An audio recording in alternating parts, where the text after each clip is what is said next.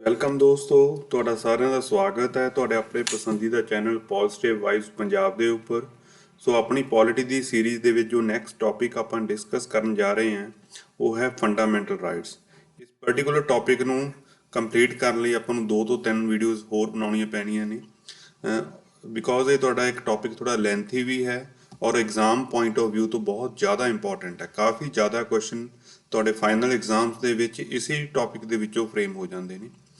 ਦੂਸਰਾ ਜੋ ਆਪਾਂ ਇਸ ਅੱਜ ਵਾਲੀ ਵੀਡੀਓ ਦੇ ਵਿੱਚ ਚੀਜ਼ ਨਵੀਂ ਇੰਟਰੋਡਿਊਸ ਕੀਤੀ ਹੈ ਉਹ ਕੀ ਹੈ ਕਿ ਮੈਂ ਆਪਣਾ ਨੰਬਰ ਇੱਥੇ ਸ਼ੇਅਰ ਕਰ ਰਿਹਾ ਤੁਹਾਡੇ ਨਾਲ, ਤਾਂ ਜੋ ਅਗਰ ਤੁਹਾਡੀ ਕੋਈ ਕੁਐਰੀ ਹੈ ਜਾਂ ਤੁਹਾਡੀ ਸੁਜੈਸ਼ਨ ਹੈ ਜਾਂ ਤੁਹਾਡੇ ਤੋਂ ਕੋਈ ਫੀਡਬੈਕ ਲੈਣੀ ਹੈ ਤਾਂ ਕਿ ਜਿਹੜੀ ਹੈਗੀ ਆਪਣੀ ਵੀਡੀਓਜ਼ ਦੀ ਕੁਆਲਿਟੀ ਨੂੰ ਆਪਾਂ ਇੰਪਰੂਵ ਕਰ ਸਕੀਏ, ਤਾਂ ਤੁਸੀਂ ਕੀ ਹੈ ਆਪਣਾ ਇਸੇ ਨੰਬਰ ਦੇ ਉੱਪਰ ਮੈਨੂੰ WhatsApp ਕਰ ਸਕਦੇ ਹੋ। ਮੈਂ ਕੋਸ਼ਿਸ਼ ਕਰਾਂਗਾ ਕਿ ਤੁਹਾਡੇ ਹਰ ਇੱਕ ਕੁਐਰੀ ਨੂੰ ਐਡਰੈਸ ਕਰਾਂ ਜਾਂ ਤੁਹਾਡੇ ਮੈਸੇਜ ਦਾ ਜਲਦੀ ਤੋਂ ਜਲਦੀ ਰਿਪਲਾਈ ਦੇਵਾਂ। So let's start the video. Topic ਕੀ ਹੈ ਆਪਣੇ ਕੋਲ? Fundamental rights. Basically fundamental rights ਕੀ ਹੈ ਆਪਣੇ ਕੋਲੇ? These are the guaranteed rights given by the constitution to us. Guaranteed rights means ਕਿ ਇਹਨਾਂ ਨੂੰ ਆਪਣੇ ਤੋਂ ਕੋਈ ਖੋ ਨਹੀਂ ਸਕਦਾ। ਇਹਦੀ ਇਸ ਚੀਜ਼ ਦੀ ਗਰੰਟੀ ਕੌਣ ਲੈ ਰਿਹਾ ਹੈ? ਗਰੰਟੀ ਕੌਣ ਲੈ ਰਿਹਾ ਆਪਣੇ ਕੋਲੇ?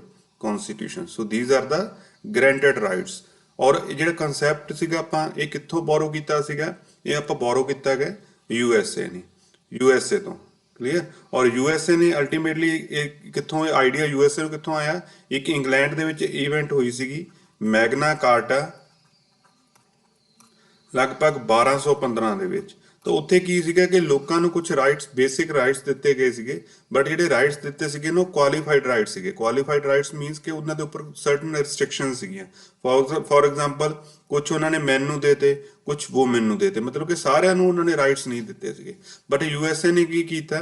USA ਨੂੰ ਇਹ ਗੱਲ ਅੱਛੀ ਲੱਗੀ ਇਸ ਇਵੈਂਟ ਤੋਂ। ਉਹਨਾਂ ਨੇ ਕੀ ਕੀਤਾ ਕਿ ਜੋ ਉਹਨਾਂ ਦਾ ਆਪਣਾ ਕਨਸਟੀਟਿਊਸ਼ਨ ਹੈ ਉਹਦੇ ਵਿੱਚ ਇਹਨਾਂ ਨੇ ਕੀ ਇੰਟਰੋਡਿਊਸ ਕਰਤਾ? Fundamental rights. ਇਹਨਾਂ ਨੇ ਰਾਈਟਸ ਜਿਹੜੇ ਦਿੱਤੇ ਆ ਉਹ ਕੀ ਦਿੱਤੇ ਆ? Granted rights. ਮਤਲਬ ਉਹਨਾਂ ਦੀ ਗਰੰਟੀ ਲਈ ਹੈ ਕਿ ਤੁਹਾਡੇ ਤੋਂ ਇਹ ਵਾਪਸ ਨਹੀਂ ਲਏ ਜਾਣਗੇ। ਤੇ ਇਹਦੇ ਨਾਲ ਕੀ ਹੋਇਆ ਕਿ ਆਲ ਓਵਰ ਵਰਲਡ ਮਤਲਬ ਇਹ ਚੀਜ਼ ਬੜੀ ਫੇਮਸ ਹੋਈ ਕਿ ਇਹੋ ਜਿਹੀ ਵੀ ਕੋਈ ਕੰਟਰੀ ਹੈ ਜਿਹੜੀ ਗਰੰਟੀ ਲੈ ਰਹੀ ਹੈ ਕਿ ਤੁਹਾਡੇ ਤੋਂ ਜਿਹੜੇ ਰਾਈਟਸ ਵਾਪਸ ਨਹੀਂ ਲਏ ਜਾਣਗੇ। ਤਾਂ ਸਿਮਿਲਰਲੀ ਕੀ ਹੈ ਜਿਹੜਾ USA ਇੰਡੀਆ ਦਾ ਜਦੋਂ ਅਸੀਂ ਆਪਣਾ ਕਨਸਟੀਟਿਊਸ਼ਨ ਬਣਾਇਆ ਤਾਂ ਡਾਕਟਰ BR ਅੰਬੇਦਕਰ ਨੇ ਕੀ ਕੀਤਾ ਕਿ ਜੋ ਅੱਛੀਆਂ ਚੀਜ਼ਾਂ ਸੀਗੀਆਂ ਡਿਫਰੈਂਟ ਕੰਟਰੀਜ਼ ਦੀਆਂ ਉਹਨਾਂ ਨੂੰ ਐਜ਼ ਇਟ ਇਜ਼ ਅਡਾਪਟ ਕਰ ਲਿਆ। ਬਿਕੋਜ਼ ਜਦ USA ਨੇ ਇੰਟਰੋਡਿਊਸ ਕੀਤਾ ਫੰਡਾਮੈਂਟਲ ਰਾਈਟਸ, ਗਰੰਟਡ ਰਾਈਟਸ ਲੋਕਾਂ ਨੂੰ ਦਿੱਤੇ, ਤਾਂ ਇਹ ਆਫਟਰ 10 ਅਮੈਂਡਮੈਂਟਸ ਤੋਂ ਬਾਅਦ ਦਿੱਤੇ ਆ। ਤਾਂ ਅੰਬੇਦਕਰ ਜੀ ਨੇ ਕੀ ਸੋਚਿਆ ਕਿ ਅਗਰ USA ਨੇ 10 ਅਮੈਂਡਮੈਂਟਸ ਤੋਂ ਬਾਅਦ ਦਿੱਤੇ, ਇਹਦਾ ਮਤਲਬ ਇਹ ਚੀਜ਼ ਤੁਹਾਡੇ ਕੋਲ ਆਲਰੇਡੀ ਅੱਛੀ ਬਣ ਕੇ ਆ ਗਈ ਹੈ। ਤਾਂ ਉਹਨੂੰ ਆਪਾਂ ਕੀ ਕੀਤਾ? ਐਜ਼ ਇਟ ਇਜ਼ ਆਪਾਂ ਅਡਾਪਟ ਕਰ ਲਿਆ। ਐਜ਼ ਇਟ ਇਜ਼ ਸਟਾਰਟਿੰਗ ਦੇ ਵਿੱਚ ਹੀ ਆਪਣੇ ਕਨਸਟੀਟਿਊਸ਼ਨ ਦੇ ਵਿੱਚ ਆਪਾਂ ਇਹ ਫੰਡਾਮੈਂਟਲ ਰਾਈਟਸ ਨੂੰ ਬੋਰੋ ਕਰਕੇ ਆਪਾਂ ਕਰ ਲਿਆ, ਐਡ ਕਰ ਲਿਆ। ਤੁਹਾਨੂੰ ਕੁਐਸਚਨ ਤੁਹਾਡੇ ਕੋਲ ਕੀ ਆਏਗਾ ਇਹਦੇ ਵਿੱਚ ਕੀ ਹੈ? ਇਹ ਜਿਹੜੇ ਫੰਡਾਮੈਂਟਲ ਰਾਈਟਸ ਕਿੱਥੋਂ ਬੋਰੋ ਕੀਤੇ ਆ ਆਪਾਂ? ਇਹ ਆਪਾਂ ਕਿੱਥੋਂ ਬੋਰੋ ਕੀਤੇ ਆ? USA ਤੋਂ।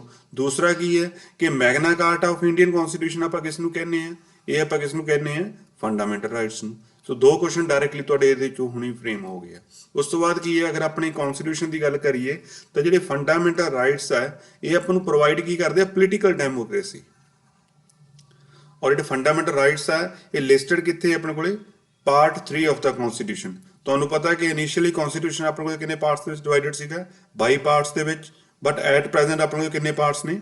25 ਪਾਰਟਸ। ਪਾਰਟ 1 ਐਂਡ ਪਾਰਟ 2 ਆਪਾਂ ਆਲਰੇਡੀ ਡਿਸਕਸ ਕਰ ਚੁੱਕੇ ਹਾਂ। ਸੋ ਪਾਰਟ 3 ਦੇ ਵਿੱਚ ਆਪਾਂ ਕੀ ਕਰ ਰਹੇ ਹਾਂ ਕਿ ਡਿਸਕਸ ਕੀ ਕਰਨ ਜਾ ਰਹੇ ਹਾਂ? Fundamental rights. ਹਰ ਇੱਕ ਲੈਕਚਰ ਦੇ ਵਿੱਚ ਆਪਾਂ ਇਸ ਚੀਜ਼ ਦੀ ਐਗਜ਼ਾਮਪਲ ਲਈਏ ਕਿ ਪਾਰਟ 3 ਦੇ ਵਿੱਚ ਫੰਡਾਮੈਂਟਲ ਰਾਈਟਸ ਹੈ ਔਰ ਇਹ ਆਰਟੀਕਲ ਕਿੱਥੋਂ ਤੋਂ ਕਿੱਥੇ ਤੱਕ ਹੈ? ਆਰਟੀਕਲ 12 ਤੋਂ ਲੈ ਕੇ ਆਰਟੀਕਲ 35 ਤੱਕ। ਔਰ ਦੂਸਰੀ ਇਹਦੀ ਜਿਹੜੀ ਇੰਪੋਰਟੈਂਟ ਇਹਦੀ ਸਿਗਨੀਫਿਕੈਂਸ ਹੈ, ਇੰਪੋਰਟੈਂਟ ਇਹਦੀ ਫੀਚਰ ਹੈ ਉਹ ਕੀ ਹੈ? These rights are justiciable. Justiciable ਦਾ ਮਤਲਬ ਕੀ ਹੈ ਕਿ in case of any violation ਤਾਂ ਆਪਾਂ ਕੀ ਹੈ ਹਾਈ ਕੋਰਟ ਜਾਂ ਸੁਪਰੀਮ ਕੋਰਟ ਦੇ ਵਿੱਚ ਜਾ ਸਕਦੇ ਹਾਂ ਅਗਰ ਇਹ ਆਪਾਂ ਤੋਂ ਜਿਹੜੇ ਰਾਈਟਸ ਆ ਇਹਨਾਂ ਦੀ ਕਿਤੇ ਨਾ ਕਿਤੇ ਵਾਇਓਲੇਸ਼ਨ ਹੁੰਦੀ ਹੈ। ਤਾਂ ਉਹ ਵਾਇਓਲੇਸ਼ਨ ਕੌਣ ਕਰੇਗਾ? ਉਹ ਵਾਇਓਲੇਸ਼ਨ ਕਰੇਗੀ ਸਟੇਟ। ਔਰ ਸਟੇਟ ਕੀ ਹੈ? ਸਟੇਟ ਉਹ ਵਾਲੀ ਸਟੇਟ ਨਹੀਂ ਹੈ ਜਿਹੜੀ ਆਪਾਂ ਜੀਓਗ੍ਰਾਫੀ ਦੀ ਯੂਜ਼ ਕਰਦੇ ਹਾਂ। ਸਟੇਟ ਕੀ ਹੈ? ਇਹ ਤੁਹਾਡੇ ਕੋਲ ਕੀ ਹੈ? ਪੋਲੀਟੀਕਲ ਸਟੇਟ, ਜਿਹਦੀ ਡੈਫੀਨੇਸ਼ਨ ਆਪਾਂ ਆਰਟੀਕਲ 12 ਦੇ ਵਿੱਚ ਕਰਾਂਗੇ। ਉਸ ਤੋਂ ਬਾਅਦ ਤੁਹਾਨੂੰ ਪਤਾ ਲੱਗ ਜਾਏਗਾ ਕਿ ਸਟੇਟ ਦਾ ਮੀਨਿੰਗ ਹੈ ਕੀ ਹੈ। ਕਲੀਅਰ? ਉਸ ਤੋਂ ਬਾਅਦ ਕੀ ਹੈ? ਗਰੰਟਡ ਰਾਈਟਸ ਹੀ ਹੈ। ਐਂਡ ਲਾਸਟ ਜੋ ਇਸਦੀ ਫੀਚਰ, ਇੰਪੋਰਟੈਂਟ ਫੀਚਰ ਹੈ ਕਿ they are not absolute but qualified. ਇਹਦਾ ਮਤਲਬ ਕੀ ਹੈ ਕਿ ਬਟ ਕੁਆਲੀਫਾਈਡ ਦਾ ਮੀਨਿੰਗ ਕੀ ਹੈ ਕਿ ਇਹ ਨਹੀਂ ਹੈ ਕਿ ਕੋਈ ਰਿਸਟ੍ਰਿਕਸ਼ਨ ਨਹੀਂ ਹੈ।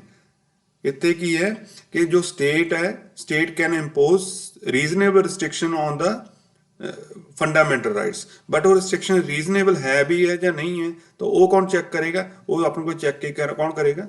Court will check. कि जो रिस्ट्रिक्शन ਇਹਦੇ ਉੱਪਰ ਲਗਾਈ ਹੈ ਉਹ ਰੀਜ਼ਨੇਬਲ ਤੁਹਾਡੀ ਹੈ ਵੀ ਹੈ ਜਾਂ ਨਹੀਂ ਹੈ। So fundamental rights are not absolute but these are the qualified rights. Qualified rights means these are given with a certain reasonable restrictions. So I hope कि फर्स्ट जो स्लाइड है ਤੁਹਾਨੂੰ ਇਹ ਸਾਰੀ ਕਲੀਅਰ ਹੋ ਗਈ ਹੋਏਗੀ। ਆਲਮੋਸਟ 3 ਤੋਂ 4 ਕੁਐਸਚਨਸ ਇਹ ਈਜ਼ਲੀ ਬਣ ਜਾਂਦੇ ਆਪਣੇ ਕੋਲੇ, ਠੀਕ ਹੈ। ਐਮਸੀਕਿਊ ਦੇ ਵਿੱਚ ਦੁਬਾਰਾ ਰਿਵਾਈਜ਼ ਕਰਾਂਗੇ, ਨਹੀਂ ਤਾਂ ਤੁਸੀਂ ਇਹਨੂੰ ਰਿਵਾਈਂਡ ਕਰਕੇ ਫਿਰ ਦੇਖ ਸਕਦੇ ਹੋ। ਨੈਕਸਟ ਹੁਣ ਆਪਣੇ ਕੋਲੇ ਨੈਕਸਟ ਜੋ ਕੁਐਸਚਨ ਬਣਦਾ ਹੈਗਾ ਉਹ ਕੀ ਬਣਦਾ ਹੈਗਾ ਕਿ ਆਪਣੇ ਕੋਲ ਇਨੀਸ਼ੀਅਲੀ ਕਿੰਨੇ ਫੰਡਾਮੈਂਟਲ ਰਾਈਟਸ ਸੀਗੇ। ਸੋ ਇਨੀਸ਼ੀਅਲੀ ਆਪਣੇ ਕੋਲੇ ਕਿੰਨੇ ਸੀਗੇ fundamental rights? Initially we have 7 fundamental rights, but at present ਆਪਣੇ ਕੋਲੇ ਕੀ ਹੈ, ਕਿੰਨੇ ਫੰਡਾਮੈਂਟਲ ਰਾਈਟਸ ਹੈ? 6 ਫੰਡਾਮੈਂਟਲ ਰਾਈਟਸ। ਫਿਰ ਇਹਦੇ ਚੋਂ ਇੱਕ ਕਿੱਥੇ ਚਲਾ ਗਿਆ, ਇੱਕ ਮਾਈਨਸ ਕਿਵੇਂ ਹੋ ਗਿਆ? ਉਹ ਮਾਈਨਸ ਕਿਹੜਾ ਹੋਇਆ ਹੈਗਾ? Right to property. ਔਰ ਰਾਈਟ ਟੂ ਪ੍ਰਾਪਰਟੀ ਨੂੰ ਅਗਰ ਮਾਈਨਸ ਕਰਨਾ ਤਾਂ ਕੋਈ ਨਾ ਕੋਈ ਅਮੈਂਡਮੈਂਟ ਕਰਨੀ ਪਏਗੀ। ਤਾਂ ਕਿਹੜੀ ਅਮੈਂਡਮੈਂਟ ਕੀਤੀ ਆਪਾਂ? 44th amendment. ਔਰ ਕਦੋਂ ਕੀਤੀ ਇਹ ਆਪਾਂ? 1978 ਦੇ ਵਿੱਚ, ਜਦੋਂ ਆਪਾਂ ਡਿਸਕਸ ਕਰਦੇ ਹੁੰਦੇ ਸੀਗੇ ਤੇ ਕਿਹੜੀ ਗਵਰਨਮੈਂਟ ਸੀਗੀ ਉਦੋਂ? ਜਨਤਾ ਗਵਰਨਮੈਂਟ। ਔਰ ਹੂ was the prime minister that time? ਉਹ ਸੀਗਾ ਆਪਣੇ ਕੋਲੇ Morarji Desai. Morarji Desai was the president, was the prime minister that time है। तो right to property है ਜਿਹੜਾ ਤੁਹਾਡਾ ਜਿਹੜਾ 7th fundamental right ਸੀਗਾ, ਇਹਨੂੰ ਆਪਾਂ ਕੀ ਕਰਤਾ? ਇਹਨੂੰ ਕਰਤਾ delete। ਔਰ delete ਕਰਕੇ ਇਹਨੂੰ add ਫਿਰ ਕਿੱਥੇ ਕੀਤਾ ਗਿਆ? ਲੀਗਲ ਰਾਈਟਸ ਦੇ ਵਿੱਚ। ਔਰ ਆਰਟੀਕਲ ਹੁਣ ਕਿਹੜਾ ਇਸ ਚੀਜ਼ ਨੂੰ ਐਕਸਪਲੇਨ ਕਰਦਾ ਹੈ? ਆਰਟੀਕਲ 300A ਇਨ ਪਾਰਟ 12। ਇਹ ਵੀ ਤੁਹਾਡੇ ਕੋਲ ਡਾਇਰੈਕਟ ਕੁਐਸਚਨ ਆ ਜਾਂਦਾ ਹੈਗਾ। ਜਿਹੜਾ ਰਾਈਟ ਟੂ ਪ੍ਰਾਪਰਟੀ ਹੈ ਉਹ ਹੁਣ ਕਿੱਥੇ ਲਿਸਟਡ ਹੈ? ਉਹ ਆਰਟੀਕਲ 300A ਦੇ ਵਿੱਚ ਲਿਸਟਡ ਹੈ ਨਾ। ਔਰ ਟੋਟਲ ਨੰਬਰ ਆਫ ਰਾਈਟਸ ਆਪਾਂ ਨੂੰ ਸਟਾਰਟਿੰਗ ਦੇ ਵਿੱਚ ਕਿੰਨੇ ਸੀਗੇ? ਉਹਦਾ ਕੋਈ ਆਨਸਰ ਕੀ ਹੋਏਗਾ? 7। ਯੂਜ਼ਲੀ ਜਲਦਬਾਜ਼ੀ ਕਈ ਵਾਰ ਇਹ ਆਪਾਂ ਪੜ੍ਹਦੇ ਨਹੀਂ ਹੈ, ਇਨੀਸ਼ੀਅਲੀ ਪੁੱਛਿਆ ਗਿਆ ਜਾਂ ਐਟ ਪ੍ਰੈਜ਼ੈਂਟ ਪੁੱਛਿਆ ਗਿਆ। ਤਾਂ ਅਗਰ ਤੋਂ ਇਨੀਸ਼ੀਅਲੀ ਪੁੱਛਿਆ ਤਾਂ ਸਾਡੇ ਕੋਲ ਨੰਬਰ ਆਫ ਰਾਈਟਸ ਸੀਗੇ 7। ਅਗਰ ਐਟ ਪ੍ਰੈਜ਼ੈਂਟ ਪੁੱਛਿਆ ਤਾਂ ਨੰਬਰ ਆਫ ਰਾਈਟਸ ਕਿੰਨੇ ਨੇ? 6 ਨੇ। ਔਰ ਕਿਹੜਾ ਡਿਲੀਟ ਕਰਤਾ? Right to property. ਕਿਸ ਅਮੈਂਡਮੈਂਟ ਨਾਲ ਡਿਲੀਟ ਕੀਤਾ? 44th ਅਮੈਂਡਮੈਂਟ ਨਾਲ। ਔਰ 44th ਅਮੈਂਡਮੈਂਟ ਕਦੋਂ ਹੋਈ ਸੀਗੀ? 1978 ਦੇ ਵਿੱਚ। ਕਿਸ ਦੀ ਗਵਰਨਮੈਂਟ ਸੀ? Janata government. Who was the prime minister that time? Morarji Desai. ਔਰ ਇਹਨੂੰ ਡਿਲੀਟ ਕਰਕੇ ਆਪਾਂ ਕਿਸ ਆਰਟੀਕਲ ਦੇ ਵਿੱਚ ਇਨਸਰਟ ਕਰਤਾ ਹੈਗਾ? Article 300A। ਔਰ ਇਹ ਕੀ ਬਣ ਗਿਆ ਆਪਣੇ ਕੋਲ? ਲੀਗਲ ਰਾਈਟ ਬਣ ਗਿਆ। We have made it legal right. Clear?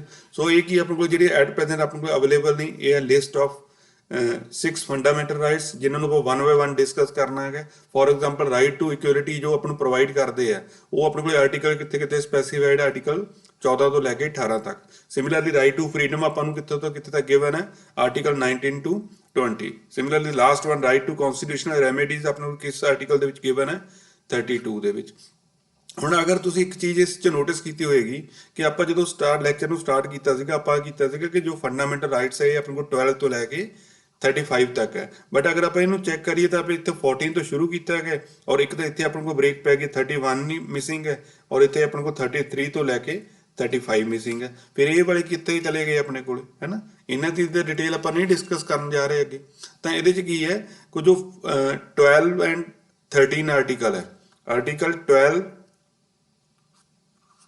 And article 13 ਇਹ ਕੀ ਕੰਟੇਨ ਕਰਦਾ ਕਿ ਜਸਟ ਇਹ ਇਹਨਾਂ ਦੇ ਵਿੱਚ ਕੀ ਡੈਫੀਨੇਸ਼ਨ ਹੈ।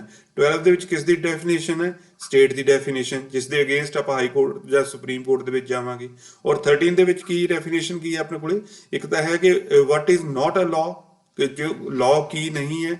ਔਰ ਦੂਸਰਾ ਆਪਣੇ ਕੋਲ ਕੀ ਹੈ? ਜੁਡੀਸ਼ੀਅਲ ਰਿਵਿਊ, ਜਿਸ ਨੇ ਚੈੱਕ ਕਰਨਾ ਹੈ ਕਿ ਜਿਹੜੇ ਲਾਅ ਬਣਿਆ ਹੈਗਾ ਕਿ ਉਹ ਕਨਸਟੀਟਿਊਸ਼ਨਲੀ ਵੈਲਿਡ ਹੈ ਜਾਂ नहीं है वैलिड। और जो article 33 to 35 these are the exceptions to the fundamental rights, ये ਆਪਾਂ ਬਾਅਦ ਵਿੱਚ ਡਿਸਕਸ ਕਰਾਂਗੇ। ਔਰ 31 ਤੁਹਾਡੇ ਕੋਲ ਕੀ ਸੀਗਾ? Right to property. ਇਹਨੂੰ ਕੀ ਆਪਾਂ ਇੱਥੋਂ ਡਿਲੀਟ ਕਰਤਾ, ਔਰ ਡਿਲੀਟ ਕਰਕੇ ਕਿੱਥੇ ਐਡ ਕਰਤਾ? ਆਰਟੀਕਲ 300A ਦੇ ਵਿੱਚ of part 12 of the constitution.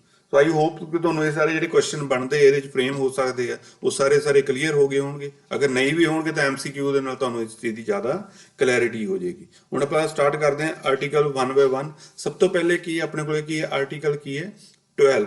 Article 12 ਦੇਖੋ ਬੇਸਿਕਲੀ ਆਪਾਂ ਨੂੰ ਕੀ ਕਰਦਾ ਹੈ? ਇਹ ਡਿਫਾਈਨ ਕੀ ਕਰਦਾ ਹੈ? ਇਹ defines the term state for the purpose of part 3 fundamental rights ਦੇ ਲਈ।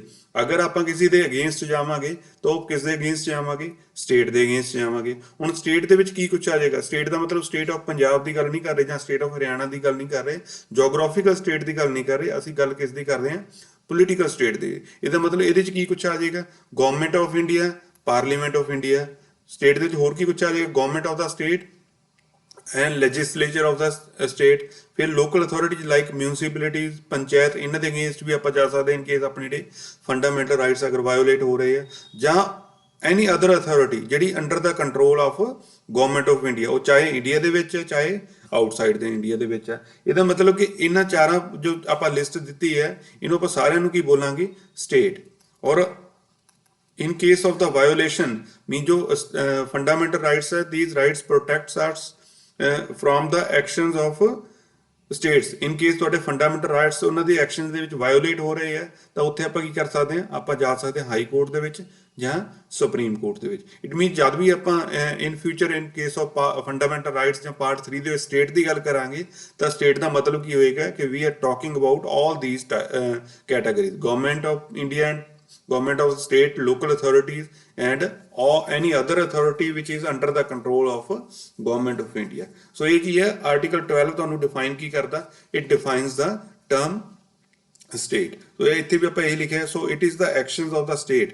ਇਹ state ਦੇ action, state ਦੇ action ਮਤਲਬ ਕਿ ਇਹਨਾਂ ਸਾਰਿਆਂ ਦੇ action that can be challenged, ਜਿਨ੍ਹਾਂ ਨੂੰ ਆਪਾਂ challenge ਕਰਾਂਗੇ courts ਦੇ ਵਿੱਚ for violating the fundamental rights। clear। Next ਆਪਣੇ ਕੋਲ ਜਿਹੜਾ ਆਰਟੀਕਲ ਹੈਗਾ ਆਰਟੀਕਲ 13।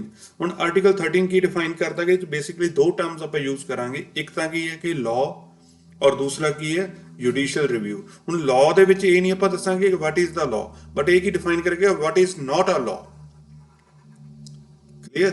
ਹੁਣ ਇਹਦੇ ਵਿੱਚ ਆਪਾਂ ਕੀ ਕੀਤਾ ਹੈ ਕਿ ਦੇਖੋ ਜਦੋਂ ਆਪਣਾ ਕਨਸਟੀਟਿਊਸ਼ਨ ਦੀ ਕਮੈਂਸਮੈਂਟ ਹੋਈ ਸੀਗੀ, ਮਤਲਬ 26 ਜਨਵਰੀ 1950 ਤੋਂ ਪਹਿਲਾਂ ਅਗਰ ਕੋਈ ਤੁਹਾਡੇ ਕੋਲੇ ਲਾਅ ਬਣਿਆ ਹੋਇਆ ਹੈ ਨਾ, any all laws in force in the territory of India immediately before the commencement of constitution means ਇਸ ਡੇਟ ਤੋਂ ਪਹਿਲਾਂ ਅਗਰ ਕੋਈ ਲਾਅ ਬਣਿਆ ਹੋਇਆ ਹੈ ਔਰ ਉਸ ਲਾਅਸ ਦੇ ਵਿੱਚ ਇਨ ਕੇਸ ਫੰਡਾਮੈਂਟਲ ਰਾਈਟਸ ਨੂੰ ਕੰਸੀਡਰ ਨਹੀਂ ਕੀਤਾ ਗਿਆ ਜਾਂ ਕੰਸੀਡਰ ਨੂੰ ਵਾਇਓਲੇਟ ਕੀਤਾ ਗਿਆ, ਫੰਡਾਮੈਂਟਲ ਰਾਈਟਸ ਦੇ ਉੱਤੇ ਕਿਤੇ ਵਾਇਓਲੇਸ਼ਨ ਹੋਈ ਹੈ, ਤਾਂ ਉਹਨੂੰ ਆਪਾਂ ਕੀ ਬੋਲਾਂਗੇ, that should be shall be void। Means ਕੀ ਹੈ, ਉਹ ਲਾਅ ਆਪਣੇ ਕੋਲੇ ਨਹੀਂ ਹੋਏਗਾ।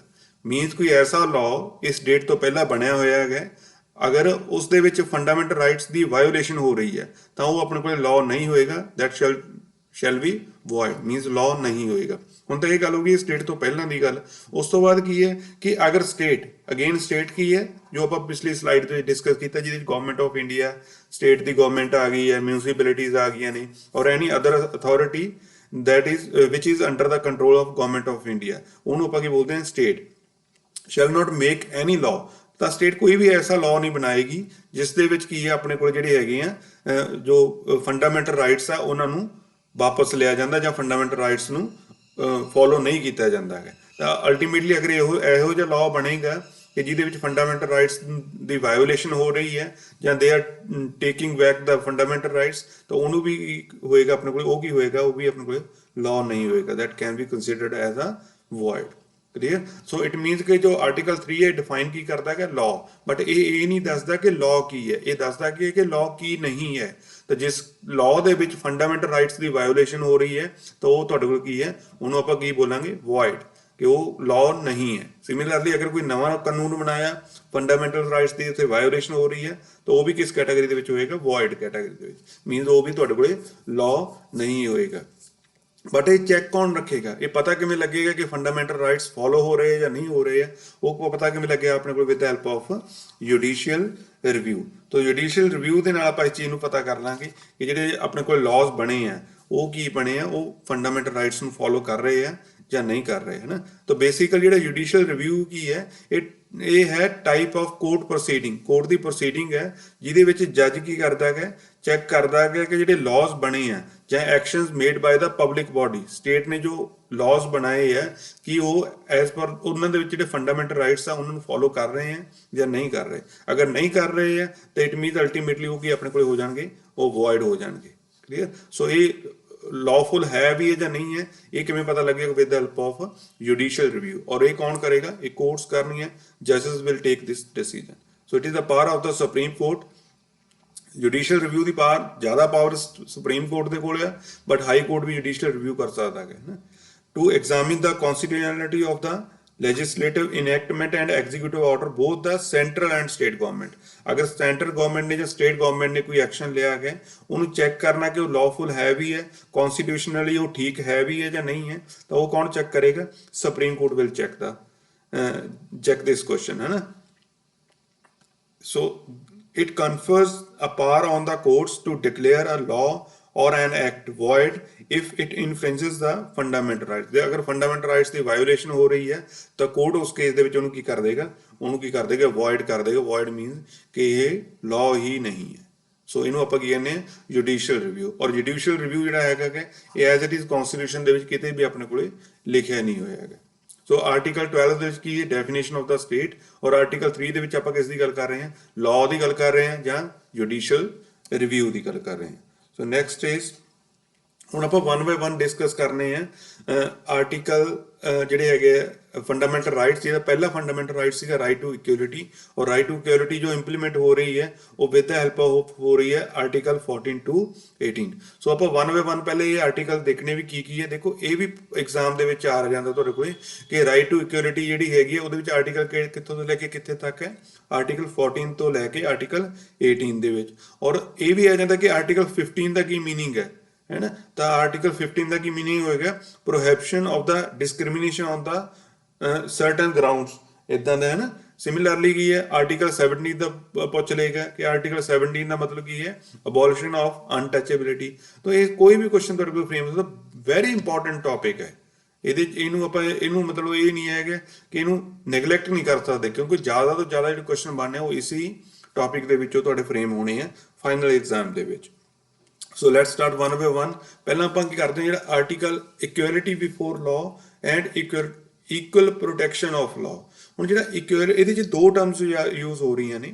ਇੱਕ ਤਾਂ ਯੂਜ਼ ਹੋ ਰਹੀ ਹੈ ਇਕੁਅਲਿਟੀ ਬਿਫੋਰ ਲਾਅ ਔਰ ਦੂਸਰੀ ਆਪਣੇ ਕੋਲ ਕੀ ਹੋ ਰਹੀ ਹੈ, ਇਕੁਅਲ ਪ੍ਰੋਟੈਕਸ਼ਨ ਆਫ ਲਾਅ। ਜਿਹੜਾ ਇਕੁਅਲਿਟੀ ਬਿਫੋਰ ਲਾਅ ਹੈ ਨਾ, ਇਹ ਆਪਾਂ ਕਨਸੈਪਟ ਜਿਹੜਾ ਬੋਰੋ ਕੀਤਾ ਉਹ ਕਿੱਥੋਂ ਕੀਤਾ, ਬ੍ਰਿਟਿਸ਼ ਤੋਂ।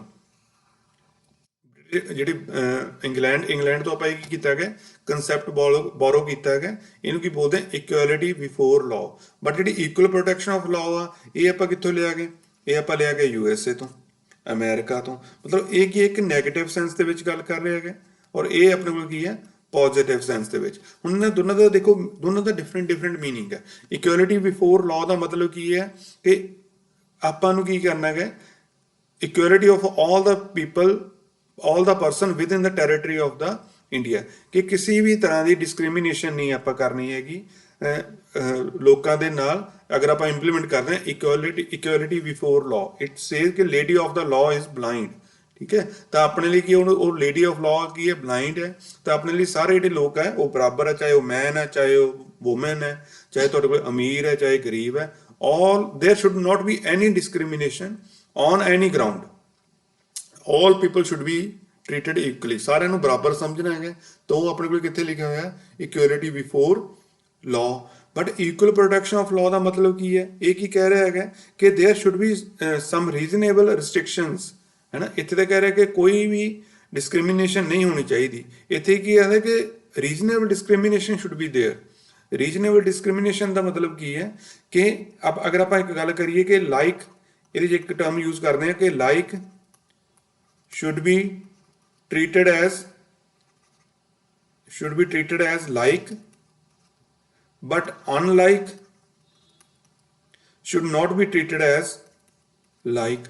ਹੁਣ ਇਹ ਅਗਰ ਇਹ ਤੁਹਾਨੂੰ ਟਰਮ ਜਾਂ ਫਰੇਜ਼ ਤੁਹਾਨੂੰ ਸਮਝ ਆ ਗਿਆ ਤਾਂ automatically equal protection of law ਤੁਹਾਨੂੰ ਸਮਝ ਆ ਜਾਏਗਾ। ਹੁਣ like should be treated as like ਦਾ ਮਤਲਬ ਕੀ ਹੈ ਕਿ ਫੋਰ ਐਗਜ਼ਾਮਪਲ ਕਿ ਕਿਸੇ ਦੋ ਅਡਲਟ ਪਰਸਨ ਆ, ਉਹਨਾਂ ਨੇ ਕ੍ਰਾਈਮ ਕਰਤਾ, ਸਪੋਜ਼ ਉਹਨਾਂ ਨੇ ਕਿਸੇ ਦਾ ਕਤਲ ਕਰਤਾ ਹੈ, ਦੋਨੋਂ ਕੀ ਹੈ, ਅਡਲਟ ਹੈ, ਤਾਂ ਉੱਤੇ ਕੀ ਹੈ, ਦੋਨਾਂ ਨੂੰ ਆਪਾਂ ਕੰਸੀਡਰ ਕੀ ਕਰਾਂਗੇ, ਦੋਨਾਂ ਨੂੰ ਸੇਮ ਕੈਟਾਗਰੀ ਦੇ ਵਿੱਚ ਰੱਖਾਂਗੇ। Like should be treated as like because ਦੋਨੋਂ ਅਡਲਟ ਹੈ, ਦੋਨੋਂ ਨੇ ਕੌਨਸੀਅਸ ਜਿਹੜਾ ਹੈਗਾ ਕਿ ਇਹਨਾਂ ਨੂੰ ਆਪਣਾ ਇੰਟੈਂਸ਼ਨਲੀ ਇਸ ਚੀਜ਼ ਨੂੰ ਕੀ ਕੀਤਾ ਹੈਗਾ, ਇਸ ਕ੍ਰਾਈਮ ਨੂੰ ਅੰਜਾਮ ਦਿੱਤਾ ਹੈ। ਤਾਂ ਇਟ ਮੀਨਸ ਕਿ like should be treated as like, ਕਿ ਦੋਨੋਂ ਇੱਕੋ ਕੈਟਾਗਰੀ ਫਾਲ ਕਰਦੇ ਆ, ਤਾਂ ਦੋਨਾਂ ਦੇ ਲਈ ਸੇਮ ਕਾਨੂੰਨ ਹੈ।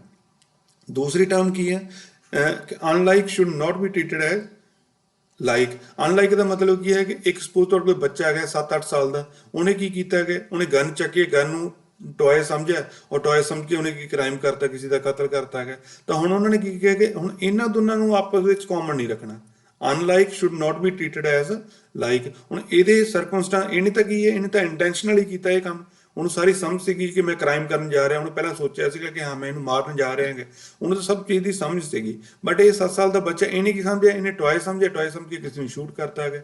ਤੇ ਇਹਦਾ ਮਤਲਬ ਕੀ ਹੈ, ਇਹ ਦੂਸਰਾ ਆਪਣੇ ਕੋਲ ਕੀ ਕਹਿੰਦਾ ਹੈ ਕਿ ਇਕੁਅਲ ਪ੍ਰੋਟੈਕਸ਼ਨ ਆਫ ਲਾਅ ਕੀ ਕਹਿ ਰਿਹਾ ਹੈਗਾ ਕਿ unlike should not be treated as a like. Unlike ਨੂੰ ਕੀ ਹੈ ਕਿ ਬੱਚੇ ਨੂੰ ਆਪਾਂ ਇਸ ਕੈਟਾਗਰੀ 'ਚ ਨਹੀਂ ਰੱਖ ਸਕਦੇ। ਇਹਨੇ ਸਭ ਕੁਝ ਇੰਟੈਂਸ਼ਨਲੀ ਕੀਤਾ ਹੈਗਾ, ਇਹਨੇ ਸਭ ਕੁਝ ਅਨਇੰਟੈਂਸ਼ਨਲੀ ਕੀਤਾ। ਇਹਨੂੰ ਟॉय ਸਮਝਿਆ, ਟॉय ਸਮਝ ਕੇ ਗਲਤੀ ਨਾਲ ਇਹਦੇ ਕੋਲ ਕੀ ਹੋ ਗਿਆ, ਆਪਣੇ ਕੋਲ ਕਤਲ ਹੋ ਗਿਆ। ਸੋ ਆਪਣੇ ਇੰਡੀਆ ਦੇ ਵਿੱਚ ਦੇਖੋ, ਇੰਗਲੈਂਡ ਦੇ ਵਿੱਚ ਕੀ ਹੈ, ਇਕੁਐਲਿਟੀ ਬਿਫੋਰ ਲਾਅ, ਔਰ USA ਦੇ ਵਿੱਚ ਕੀ ਹੈ, equal protection of law. But India ਦੇ ਵਿੱਚ ਆਪਣੇ ਕੋਲ ਕੀ ਹੈ, ਆਪਣੇ ਕੋਲ ਦੋਨੋਂ ਹੈ, ਇਕੁਐਲਿਟੀ ਬਿਫੋਰ ਲਾਅ ਵੀ ਹੈ, ਇਕੁਅਲ ਪ੍ਰੋਟੈਕਸ਼ਨ ਆਫ ਲਾਅ ਵੀ ਹੈ। ਬਟ ਫਿਰ ਇੰਪਲੀਮੈਂਟ ਕਿਹੜਾ ਹੋਏਗਾ, ਕੀ ਇੰਪਲੀਮੈਂਟ ਇਕੁਐਲਿਟੀ ਬਿਫੋਰ ਲਾਅ ਹੋਏਗਾ ਜਾਂ ਇਕੁਅਲ ਪ੍ਰੋਟੈਕਸ਼ਨ ਆਫ ਲਾਅ ਹੋਏਗਾ? ਇਹ ਕਿਹਦੇ ਉੱਪਰ ਆਪਾਂ ਛੱਡਤਾ ਹੈਗਾ, ਇਹ ਕਨਸਟੀਟਿਊਸ਼ਨ ਕਿਹਦੇ ਉੱਪਰ ਛੱਡਤਾ, ਕੋਰਟਸ ਦੇ ਉੱਪਰ। ਮਤਲਬ ਜੋ ਜੱਜਸ ਹੈ ਉਹ ਹੀ ਇਹ ਡਿਸਾਈਡ ਕਰਨਗੇ ਜਾਂ ਉਸ ਚੀਜ਼ ਨੂੰ ਦੇਖਣਗੇ ਕਿ ਇਹਨੂੰ ਇਕੁਐਲਿਟੀ ਬਿਫੋਰ ਲਾਅ ਦੇ ਵਿੱਚ ਕੰਸੀਡਰ ਕਰਨਾ ਜਾਂ ਇਕੁਅਲ ਪ੍ਰੋਟੈਕਸ਼ਨ ਆਫ ਲਾਅ ਦੇ ਵਿੱਚ ਕੰਸੀਡਰ ਕਰਨਾ ਹੈ। ਆਈ ਹੋਪ ਤੁਹਾਨੂੰ ਇਹ ਕਲੀਅਰ ਹੋ ਗਿਆ ਹੋਵੇਗਾ। ਬਟ ਕੁਐਸਚਨ ਕਈ ਵਾਰ ਇਹ ਆ ਜਾਂਦਾ ਹੈ ਕਿ ਆਰਟੀਕਲ 4 ਦੇ ਵਿੱਚ ਜਿਹੜਾ ਇਕੁਐਲਿਟੀ ਬਿਫੋਰ ਲਾਅ ਆ, ਇਹ ਆਪਾਂ ਕਿੱਥੋਂ ਲਿਆ ਗਏ, ਬ੍ਰਿਟਿਸ਼ ਗਵਰਨਮੈਂਟ ਤੋਂ, ਔਰ ਇਕੁਅਲ ਪ੍ਰੋਟੈਕਸ਼ਨ ਆਫ ਲਾਅ ਆਪਾਂ ਕਿੱਥੋਂ ਲਿਆ ਗਏ, USA। ਕਲੀਅਰ? ਔਰ ਦੋਨਾਂ ਦਾ ਜਿਹੜਾ ਮੀਨਿੰਗ ਹੈ ਉਹ ਤੁਹਾਨੂੰ ਕਲੀਅਰ ਹੋਣਾ ਚਾਹੀਦਾ ਕਿ ਇਹ ਕੀ ਕਹਿ ਰਿਹਾ, there should not be any discrimination on any ground. But ਇਹ ਕੀ ਕਹਿ ਰਿਹਾ ਹੈ, there should be reasonable discrimination, ਹੈ ਨਾ। ਉਹਦੇ 'ਚ ਕੀ ਹੈ ਕਿ like should be treated as like and unlike should not be treated as like. So next ਜਿਹੜੀ ਹੈਗੀ ਹੈ ਆਪਣੇ ਕੋਲੇ ਆ ਗਈ ਹੈ। ਔਰ ਦੂਸਰਾ ਇਹਦੇ 'ਚ ਇੱਕ ਆਰਟੀਕਲ 14 ਦੇ ਵਿੱਚ ਨਾ ਕੁਝ ਐਕਸੈਪਸ਼ਨਸ ਵੀ ਹੈ ਆਪਣੇ ਕੋਲੇ। ਐਕਸੈਪਸ਼ਨਸ ਕੀ ਹੈ ਕਿ ਇਹ ਨਹੀਂ, ਇਹ 'ਚ ਰੀਜ਼ਨੇਬਲ ਰਿਸਟ੍ਰਿਕਸ਼ਨਸ ਤਾਂ ਦੇਖੋ ਪ੍ਰੋਵਾਈਡ ਕਰਦੇ ਨਾ ਫੰਡਾਮੈਂਟਲ ਰਾਈਟਸ। ਤਾਂ ਰੀਜ਼ਨੇਬਲ ਰਿਸਟ੍ਰਿਕਸ਼ਨ ਦੇ ਵਿੱਚ ਇਹ 'ਚ ਇੱਕ ਐਕਸੈਪਸ਼ਨ ਆਪਣੇ ਕੋਲ ਕੀ ਆ ਗਈ ਹੈ ਕਿ ਜਿਹੜਾ ਰਾਈਟ ਟੂ ਇਕੁਐਲਿਟੀ ਹੈ, ਇਹ is not a absolute right. Right to equality ਜਿਹੜਾ ਹੈਗਾ ਇਹ ਕੀ ਪ੍ਰੋਵਾਈਡ ਆਪਣੇ ਕੋਲ ਕਰਦਾ ਕਿ ਇਹ ਐਬਸੋਲੂਟ ਰਾਈਟ ਨਹੀਂ ਹੈ। ਕੁਛ ਨਾ ਕੁਛ ਇਹਦੇ 'ਚ ਆਪਣੇ ਕੋਲ ਕੀ ਹੈ, ਐਕਸੈਪਸ਼ਨਸ ਆ, ਜਿਹੜਾ ਆਪਾਂ ਆਰਟੀਕਲ 14 ਤੋਂ ਲੈ ਕੇ 18 ਤੱਕ ਕਰਾਂਗੇ। ਇਹਦੇ 'ਚ ਕੀ ਆਪਣੇ ਕੋਲ ਕੋਈ ਨਾ ਕੋਈ ਐਕਸੈਪਸ਼ਨਸ ਆ। ਫੋਰ ਐਗਜ਼ਾਮਪਲ ਇਹਦੇ 'ਚ ਐਕਸੈਪਸ਼ਨ ਆਰਟੀਕਲ 14 ਦੇ ਵਿੱਚ ਐਕਸੈਪਸ਼ਨ ਆਪਣੇ ਕੋਲ ਕੀ ਆ ਗਈ ਹੈ ਕਿ ਸਪੋਜ਼ ਜੋ ਪ੍ਰੈਜ਼ੀਡੈਂਟ ਹੈ ਜਾਂ ਗਵਰਨਰ ਆਫ ਦਾ ਸਟੇਟ ਹੈ, ਉਹ ਅਗਰ ਆਪਣੇ ਆਫਿਸ ਦੇ ਵਿੱਚ ਮਤਲਬ ਉਹਦਾ ਟੈਨਿਓਰ ਚੱਲ ਰਿਹਾ ਹੈਗਾ, ਤਾਂ ਉਸ ਟੈਨਿਓਰ ਦੇ ਟਾਈਮ ਤੇ ਉਹ ਕੀ ਹੋਏਗਾ, ਉਹ ਪ੍ਰੈਜ਼ੀਡੈਂਟ ਔਰ governor is not answerable to any court. ਕਿਸੇ ਵੀ ਕੋਰਟ ਨੂੰ ਉਹ ਆਨਸਰੇਬਲ ਨਹੀਂ ਹੈ ਜਦ ਤੱਕ ਉਸਦਾ ਕੀ ਹੈ, ਉਸਦਾ ਜਿਹੜਾ ਟੈਨਿਓਰ ਜਾਂ ਉਸਦੇ ਜੋ ਟਾਈਮ ਹੈ, ਜੋ ਆਫਿਸ ਹੈ ਉਹ ਚੱਲ ਰਿਹਾ ਹੈ। ਆਫਿਸ ਮੀਨਸ ਕਿ ਉਸਦਾ 5 ਸਾਲ ਦੀ ਜੋ ਟੈਨਿਓਰ ਹੈ ਉਹਦੇ ਵਿੱਚ ਉਹ ਕਿਸੇ ਨੂੰ ਆਨਸਰੇਬਲ ਨਹੀਂ ਹੈ। ਨੈਕਸਟ ਕੀ ਹੈ ਕਿ during the term of his office, ਜਦੋਂ ਉਹਦਾ ਟਰਮ ਚੱਲ ਰਹੀ ਹੈ ਉਸ ਦੇ ਵਿੱਚ ਉਹਦੇ ਉੱਪਰ ਆਪਾਂ ਕੋਈ ਵੀ ਨਾ ਜਿਹੜਾ ਕ੍ਰਿਮੀਨਲ ਕੇਸ ਹੈ ਉਹਨੂੰ ਇਨੀਸ਼ੀਏਟ ਨਹੀਂ ਕਰ ਸਕਦੇ ਜਾਂ ਉਹਨੂੰ ਆਪਾਂ ਕੰਟੀਨਿਊ ਨਹੀਂ ਕਰ ਸਕਦੇ। ਠੀਕ ਹੈ, ਉਹਦੇ ਟੈਨਿਓਰ ਦੇ ਟਾਈਮ ਇਹ ਚੀਜ਼ ਪੋਸੀਬਲ ਨਹੀਂ ਹੈ। ਇਹ ਪ੍ਰਿਵਿਲੇਜ ਕਿਹਨੂੰ ਦਿੱਤੀ ਹੈ ਆਪਾਂ, ਪ੍ਰੈਜ਼ੀਡੈਂਟ ਨੂੰ ਜਾਂ ਗਵਰਨਰ ਨੂੰ। ਇਹ ਤੁਹਾਡੇ ਕੋਲ ਕੀ ਹੈ, ਇਹ ਐਕਸੈਪਸ਼ਨ ਹੈ। ਔਰ ਦੂਸਰੀ ਥਰਡ ਕੀ ਹੈ, ਅਗੇਨ ਇਸ ਪ੍ਰੈਜ਼ੀਡੈਂਟ ਔਰ ਗਵਰਨਰ ਦੇ ਨਾਲ ਹੀ ਰਿਲੇਟਡ ਹੈ ਕਿ ਨੋ ਪ੍ਰੋਸੈਸ ਫॉर ਦਾ ਅਰੈਸਟ ਔਰ imprisonment issued for during his term. ਕਹਿਣ ਦਾ ਮਤਲਬ ਕੀ ਹੈ ਕਿ ਜਦੋਂ ਉਹਨਾਂ ਦੀ ਟਰਮ ਚੱਲ ਰਹੀ ਹੈ, ਨਾ ਤਾਂ ਉਹਨਾਂ ਦੀ ਕੋਈ ਇੰਪ੍ਰਿਜ਼ਨ, ਨਾ ਤਾਂ ਉਹਨਾਂ ਨੂੰ ਕੋਈ ਜੇਲ੍ਹ ਕਰ ਸਕਦੇ ਆ, ਔਰ ਨਾ ਹੀ ਕੋਈ ਆਪਾਂ ਅਰੈਸਟ ਦਾ ਉਹਨਾਂ ਦੇ ਲਈ ਕੋਈ ਜਿਹੜਾ ਪ੍ਰੋਸੈਸ ਆ ਉਹ ਆਪਾਂ ਇਨੀਸ਼ੀਏਟ ਕਰ ਸਕਦੇ ਹਾਂ। So these are the exceptions to the article 14 equality before law and equal protection of law. ਉਹਨਾਂ ਦੇ ਵਿੱਚ ਕੀ ਹੈ, ਪ੍ਰੈਜ਼ੀਡੈਂਟ ਐਂਡ ਗਵਰਨਰ ਨੂੰ ਕੁਛ ਦੇ ਲਈ ਕੁਝ ਐਕਸੈਪਸ਼ਨਸ ਨੇ ਕਿ ਉਹਨਾਂ ਦੇ ਅਗੇਂਸਟ ਆਪਾਂ ਕੋਈ ਪ੍ਰੋਸੀਡਿੰਗ ਨਹੀਂ ਸਟਾਰਟ ਕਰ ਸਕਦੇ ਜਦ ਤੱਕ ਉਹ ਆਪਣੇ ਆਫਿਸ ਦੇ ਵਿੱਚ ਹੈ। ਉਹਨਾਂ ਨੂੰ ਆਪਾਂ ਜੇਲ੍ਹ ਨਹੀਂ ਕਰ ਸਕਦੇ, ਕੋਈ ਕ੍ਰਿਮੀਨਲ ਕੇਸ ਨਹੀਂ ਹੈ, and president and governor is not answerable to any court during his office tenure. Clear? So next ਆਪਣੇ ਕੋਲ ਹੈ prohibition of discrimination on certain grounds. ਹੁਣ ਇਹਦੇ 'ਚ ਕੀ ਹੈ ਕਿ ਇਹਦੇ 'ਚ ਰੋਕਿਆ ਗਿਆ ਕਿ ਡਿਸਕ੍ਰਿਮੀਨੇਸ਼ਨ ਨਹੀਂ ਹੋਏਗੀ, ਪਰ ਡਿਸਕ੍ਰਿਮੀਨੇਸ਼ਨ ਨਹੀਂ ਹੋਏਗੀ ਦਾ ਮਤਲਬ ਇਹ ਨਹੀਂ ਹੈ ਕਿ ਡਿਸਕ੍ਰਿਮੀਨੇਸ਼ਨ ਨਹੀਂ ਹਰ ਇੱਕ ਟੌਪਿਕ ਦੇ ਉੱਪਰ ਹੀ ਨਹੀਂ ਹੋਏਗੀ, ਸਰਟਨ ਗਰਾਊਂਡਸ ਦੇ ਉੱਪਰ। ਔਰ ਉਹ ਗਰਾਊਂਡਸ ਕੀ ਹੈ ਕਿ there should not be any discrimination against the religion, race, caste, sex or place of birth. ਇਹ ਨਹੀਂ ਹੈ ਕਿ ਡਿਸਕ੍ਰਿਮੀਨੇਸ਼ਨ ਕਿਸੇ ਵੀ ਤਰ੍ਹਾਂ ਦੀ ਨਹੀਂ ਹੋਏਗੀ। ਹੁਣ ਇੱਕ ਬੱਚੇ, ਦੋਨੋਂ ਬੱਚੇ ਕੋਈ ਕੁਆਲੀਫਾਈਡ ਹੈ, ਠੀਕ ਹੈ, ਇੱਕ ਜ਼ਿਆਦਾ ਇੰਟੈਲੀਜੈਂਟ ਹੈ, ਇੱਕ ਘੱਟ ਇੰਟੈਲੀਜੈਂਟ ਹੈ। ਅਗਰ ਜ਼ਿਆਦਾ ਇੰਟੈਲੀਜੈਂਟ ਨੂੰ ਉਹਨੂੰ ਸਟਾਈਫੰਡ ਮਿਲ ਰਿਹਾ ਹੈਗਾ ਤਾਂ ਉੱਥੇ ਇਹ ਥੋੜਾ ਨਾ ਕਿ ਡਿਸਕ੍ਰਿਮੀਨੇਸ਼ਨ ਹੋ ਰਹੀ ਹੈ ਨਾ, ਉਹ ਕਿ ਉਹਨੂੰ ਡਿਫਰੈਂਟ ਟ੍ਰੀਟਮੈਂਟ ਦਿੱਤਾ ਜਾ ਰਿਹਾ। ਹੁਣ ਤਾਂ ਉਹਨੇ ਖੁਦ ਜਿੱਤੇ ਹੈਗੇ ਕਿਉਂਕਿ ਉਹ ਇੰਟੈਲੀਜੈਂਟ ਹੈ। ਬਟ ਡਿਸਕ੍ਰਿਮੀਨੇਸ਼ਨ ਕਿਸ ਗਰਾਊਂਡਸ ਤੇ ਨਹੀਂ ਹੋਏਗੀ, ਸਿਰਫ ਇਸੇ ਗਰਾਊਂਡਸ ਦੇ ਉੱਪਰ ਨਹੀਂ, ਰਿਲੀਜਨ ਦੇ ਉੱਪਰ ਨਹੀਂ ਹੋਏਗੀ, ਰੇਸ ਦੇ ਉੱਪਰ ਨਹੀਂ ਹੋਏਗੀ, ਕਾਸਟ ਦੇ ਉੱਪਰ, ਮੇਲ ਜਾਂ ਫੀਮੇਲ ਇਸ ਗਰਾਊਂਡ ਤੇ ਨਹੀਂ ਹੋਏਗੀ, ਪਲੇਸ ਆਫ ਬਰਥ ਕੇ ਤੁਸੀਂ ਕਿੱਥੋਂ ਦਾ ਤੁਹਾਡਾ ਬਰਥ ਹੈ ਉਸ ਗਰਾਊਂਡ ਦੇ ਉੱਪਰ ਤੁਹਾਡੇ ਕੋਲੇ ਕੋਈ ਵੀ ਡਿਸਕ੍ਰਿਮੀਨੇਸ਼ਨ ਨਹੀਂ ਹੋਏਗੀ। ਇਹ ਆਪਾਂ ਨੂੰ ਕੌਣ ਡਿਫਾਈਨ ਕਰਦਾ ਹੈਗਾ? ਆਰਟੀਕਲ 15। ਸਿਮਿਲਰਲੀ ਇਹਦੇ ਵਿੱਚ ਵੀ ਕੁਝ ਐਕਸੈਪਸ਼ਨਸ ਨੇ। ਫੋਰ ਐਗਜ਼ਾਮਪਲ ਸਟੇਟ ਕਿਹੜੀ ਸਟੇਟ ਦੀ ਗੱਲ ਕਰ ਰਹੇ ਹਾਂ? ਜਿਹੜੇ ਆਪਾਂ ਆਰਟੀਕਲ 12 ਦੇ ਡਿਸਕਸ ਕੀਤਾ ਸੀਗਾ, ਜਿਹਦੇ ਸਾਰਾ ਕੁਝ ਹੀ ਹੈਗਾ, government of state, government of India, parliament of India, ਹੈ ਨਾ, ਸਾਰੇ ਜਿਹੜੇ ਚਾਰੇ ਉਹ ਪੁਆਇੰਟ ਡਿਸਕਸ ਕੀਤੇ ਸੀਗੇ। Can make any special provision for the woman and children. ਹੁਣ ਵੂਮਨ ਦੇ ਲਈ ਸਪੋਜ਼ ਕੀ ਹੈ, ਤੁਹਾਡੇ ਕੋਲ ਲੋਕਲ ਅਥਾਰਟੀਜ਼ ਹੈ ਨਾ, ਮਿਊਨਿਸਪੈਲਿਟੀ ਦੇ ਇਲੈਕਸ਼ਨ ਆ ਗਏ ਆ, ਉਹ 'ਚ ਆਪਾਂ ਕੀ ਹੈ, ਵੂਮਨਸ ਦੀ ਇਨਵੋਲਵਮੈਂਟ ਨੂੰ ਵਧਾਉਣ ਦੇ ਲਈ ਆਪਾਂ ਕੀ ਕੀਤਾ, ਉੱਥੇ ਆਪਾਂ ਕੀ ਕੀਤਾ, ਰੈਜ਼ਰਵੇਸ਼ਨ ਆਪਾਂ ਕਰਦੀ ਹੈ ਨਾ। ਤਾਂ ਇਹ ਕੀ ਹੈ, ਇਹ ਵੀ ਤੁਹਾਡੇ ਕੋਲ ਇੱਕ ਐਕਸੈਪਸ਼ਨ ਹੈ ਕਿ ਸਟੇਟ ਇਦਾਂ ਦਾ ਲਾਅ ਤੁਹਾਡੇ ਕੋਲ ਬਣਾ ਸਕਦੀ ਹੈ ਨਾ। ਦੂਸਰਾ ਕੀ ਹੈ, state can make any special provision for the advancement of any socially or educationally backward classes। ਦੇਖੋ ਇਹਦੇ ਚ ਕੀ ਹੈ ਕਿ ਅਗਰ ਸਪੋਜ਼ ਕੋਈ ਹੈ ਚਿਲਡਰਨ ਹੈ, ਉਹਨੂੰ ਕੀ ਹੈ, ਫ੍ਰੀ ਐਜੂਕੇਸ਼ਨ ਮਿਲ ਰਹੀ ਹੈ, ਬਟ ਕਿਸ ਨੂੰ ਮਿਲ ਰਹੀ ਹੈ? ਜੋ ਏਰੀਆ ਐਜੂਕੇਸ਼ਨਲੀ ਬੈਕਵਰਡ ਹੈ ਜਾਂ ਸੋਸ਼ਲੀ ਬੈਕਵਰਡ ਹੈ, ਉਹਨਾਂ ਦੇ ਲਈ ਇੱਕ ਆਪਾਂ ਸਪੈਸ਼ਲ ਪ੍ਰੋਵੀਜ਼ਨ ਬਣਾਤੀ ਹੈ। ਤੇ ਇਹ ਵੀ ਤੁਹਾਡੇ ਕੋਲ ਕੀ ਹੈ, ਐਕਸੈਪਸ਼ਨ ਹੈ। ਇਹਨੂੰ ਆਪਾਂ ਡਿਸਕ੍ਰਿਮੀਨੇਸ਼ਨ ਹੀ ਬੇਸਿਕਲੀ ਬੋਲਾਂਗੇ, ਹੈ ਨਾ। ਇਹਨੂੰ ਕੀ ਬੋਲਦੇ ਆਪਾਂ ਬੇਸਿਕਲੀ ਡਿਫਰੈਂਟ ਟ੍ਰੀਟਮੈਂਟ। ਦੇਖੋ ਡਿਫਰੈਂਟ ਟ੍ਰੀਟਮੈਂਟ ਦਾ ਮਤਲਬ ਕੀ ਹੈ ਕਿ all people should be treated as equal. ਸਾਰੀ ਦੁਨੀਆ ਤੋਂ ਤੁਹਾਡੇ ਕੋਲ ਹੈਗੀ ਹੈ, ਜਦ ਉਸ ਜਿਹੜੇ ਹੈਗੇ ਸਟੇਟ ਦੇ ਵਿੱਚ ਕੀ ਹੈ, ਲੋਕ ਇੱਥੇ ਐਗਜ਼ਿਸਟ ਕਰ ਰਹੇ ਆ, ਲੇਕਿਨ ਜਿਹੜੇ ਵੂਮਨਸ ਆ ਉਹ ਤੁਹਾਡੇ ਕੋਲ ਕੀ ਹੈ, ਪਹਿਲੇ ਆਲਰੇਡੀ ਪਿੱਛੇ ਚੱਲ ਰਹੇ ਇਸ ਪੁਆਇੰਟ ਤੇ ਆ। ਸਿਮਿਲਰਲੀ ਕਿ ਜਿਹੜੇ ਸੋਸ਼ਲੀ ਐਂਡ ਐਜੂਕੇਸ਼ਨਲੀ ਬੈਕਵਰਡ ਕਲਾਸਿਸ ਆ ਉਹ ਤੁਹਾਡੇ ਕੋਲ ਇੱਥੇ ਐਗਜ਼ਿਸਟ ਕਰ ਰਹੇ ਆ।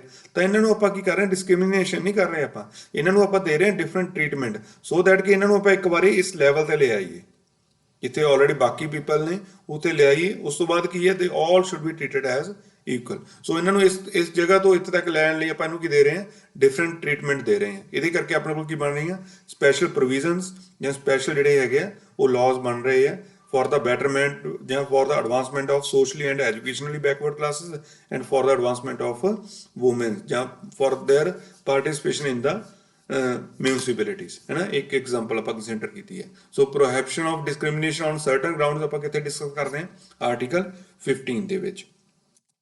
ਨੈਕਸਟ ਕੀ ਹੈ, equality of opportunity in public employment. ਹੁਣ ਦੇਖੋ ਇੰਪਲੋਇਮੈਂਟ ਦੇ ਵਿੱਚ ਇਕੁਐਲਿਟੀ ਆਫ ਓਪਰਚੁਨਿਟੀ ਕੀ ਹੈ ਕਿ ਸਾਰਿਆਂ ਨੂੰ ਬਰਾਬਰ ਦਾ ਮੌਕਾ ਮਿਲਣਾ ਚਾਹੀਦਾ ਹੈ, ਬਟ ਕਿੱਥੇ, ਪਬਲਿਕ ਇੰਪਲੋਇਮੈਂਟਸ ਦੇ ਵਿੱਚ। So it provides the equality of opportunity for all the citizens. ਔਰ ਇਹ ਦੇਖੋ ਇਹ ਜਿਹੜੇ ਰਾਈਟਸ ਦੀ ਗੱਲ ਕਰ ਰਹੇ ਆ ਨਾ, ਇਹ ਸਿਰਫ ਸਿਟੀਜ਼ਨ ਨੂੰ ਅਵੇਲੇਬਲ ਨਹੀਂ। ਆਪਾਂ ਜਿਹੜੇ ਜਿਵੇਂ ਆਰਟੀਕਲ ਤੁਹਾਡੇ ਕੋਲ 14 ਕੀਤਾ ਗਿਆ, ਆਰਟੀਕਲ 15 ਕੀਤਾ ਗਿਆ, ਆਰਟੀਕਲ 16, ਥੀਸ ਆਰਟੀਕਲਸ ਜਿਹੜੇ ਕੀ ਕਰਦੇ ਆ, ਜਿਹੜੇ ਰਾਈਟਸ ਪ੍ਰੋਵਾਈਡ ਕਰਦੇ ਆ, ਸਿਰਫ ਸਿਟੀਜ਼ਨਸ ਦੀ ਗੱਲ ਕਰ ਰਹੇ ਆ। ਸਿਟੀਜ਼ਨ ਜਿਹੜੇ ਆਪਾਂ ਪਹਿਲਾਂ ਕੰਸੀਡਰ ਕੀਤਾ ਹੋਇਆ ਸਿਟੀਜ਼ਨਸ਼ਿਪ, ਜਿਨ੍ਹਾਂ ਨੂੰ ਆਪਾਂ ਸਿਟੀਜ਼ਨਸ਼ਿਪ ਦਿੰਦੇ ਆ ਆਰਟੀਕਲ 5 ਤੋਂ ਲੈ ਕੇ 11 ਤੱਕ, ਹੈ ਨਾ। ਸਿਰਫ ਉਹਨਾਂ ਪੀਪਲਸ ਨੂੰ ਆਪਾਂ ਫੰਡਾਮੈਂਟਲ ਰਾਈਟਸ ਦੀ ਗੱਲ ਕਰ ਰਹੇ ਆ ਆਪਾਂ। In the matters of employment and appointment to any office under the state, again state ਕਿਹੜੀ ਹੈ, ਜਿਹੜੀ ਆਰਟੀਕਲ 12 ਦੇ ਵਿੱਚ ਆਪਾਂ ਡਿਸਕਸ ਕੀਤੀ ਹੈ। ਬਟ ਇਹਦੇ 'ਚ ਕੀ ਹੈ, ਦੇਖੋ ਇਕੁਅਲ ਓਪਰਚੁਨਿਟੀਜ਼ ਤਾਂ ਮਿਲਣੀਆਂ ਨੇ, ਮੀਨਸ ਉਹਨਾਂ ਨੂੰ ਇਕੁਅਲੀ ਆਪਾਂ ਟ੍ਰੀਟ ਕਰ ਰਹੇ ਹਾਂ, ਕੋਈ ਵੀ ਡਿਸਕ੍ਰਿਮੀਨੇਸ਼ਨ ਨਹੀਂ ਹੋ ਰਿਹਾ ਇਨ ਕੇਸ ਆਫ ਪਬਲਿਕ ਇੰਪਲੋਇਮੈਂਟ, ਹੈ ਨਾ। ਬਟ ਇਹਦੇ 'ਚ ਕੀ ਹੋ ਸਕਦਾ, ਇਹ 'ਚ ਕੁਝ ਕੁਆਲੀਫਿਕੇਸ਼ਨਸ ਆਪਾਂ ਰੱਖ ਸਕਦੇ ਹਾਂ। ਫੋਰ ਐਗਜ਼ਾਮਪਲ ਆਪਾਂ ਬਣਾਤਾ ਕਿ ਡੋਮਿਸਾਈਲ ਬਣਾਤਾ ਕਿ ਜਿਹੜੀ ਪੰਜਾਬ ਦੀ ਜੌਬ ਆ, ਪੰਜਾਬ ਦੀ ਜੌਬ ਦੇ ਵਿੱਚ ਪੰਜਾਬ ਦੇ ਹੀ ਜਿਹੜੇ ਲੋਕ ਆ ਉਹ ਅਪਲਾਈ ਕਰ ਸਕਦੇ ਆ। ਬਟ ਇਹਦਾ ਇੱਕ ਕੁਆਲੀਫਿਕੇਸ਼ਨ ਹੋ ਗਈ ਹੈ, ਇਹ ਚੀਜ਼ ਐਕਸੈਪਸ਼ਨ ਆ, ਠੀਕ ਹੈ। ਇੱਥੇ ਕੀ ਹੈ, ਇੱਥੇ ਕੋਈ ਡਿਸਕ੍ਰਿਮੀਨੇਸ਼ਨ ਥੋੜਾ ਹੋ ਰਹੀ ਹੈ, ਆਪਾਂ ਇੱਥੇ ਐਕਸਟਰਾ ਕੁਆਲੀਫਿਕੇਸ਼ਨ ਬਣਾਤੀ ਹੈ ਕਿ ਗ੍ਰੈਜੂਏਟ ਹੋਣਾ ਚਾਹੀਦਾ ਹੈ, ਬਟ ਜੋ ਗ੍ਰੈਜੂਏਟ ਹੋਣ ਦੇ ਨਾਲ ਨਾਲ ਉਹ ਪੰਜਾਬ ਦਾ ਡੋਮਿਸਾਈਲ ਹੋਣਾ ਚਾਹੀਦਾ ਹੈ। ਸੈਕੰਡ ਕੀ ਹੈ, state can provide for the reservation of the appointment for the post in the favor of backward classes that is not adequately represented in the state services।